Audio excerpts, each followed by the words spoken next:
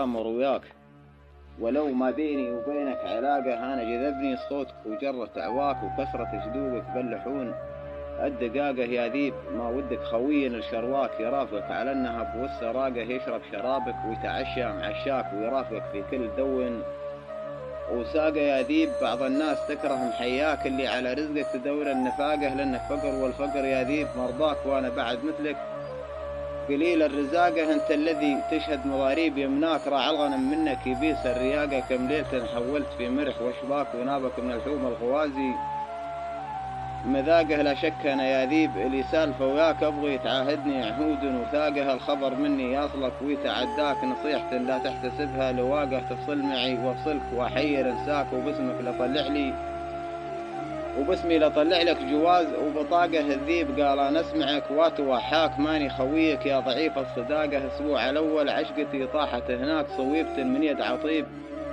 اتفاقه وانت تهوس بشماته سمعناك، وقلبي من اسبابك يزيد انحراقه. قلت العفو يا ذيب انا جيك وارضاك تصدق معاي وخل عنك اتفاقه، واطلب كيفك فصلك العود تجراك بفصلك لو تطلب 30 ناقه. قال ابتعد عني عسى الطيب مثواك، باب الرجا سكر منافذ ورواقه، لاني ولد عمك ولا من دناياك ولا عاد تدفعني عليك الشفاقه. اطلبك دين ولا تظن تناساك ما دام جسمي يرفعه عظم ساقه.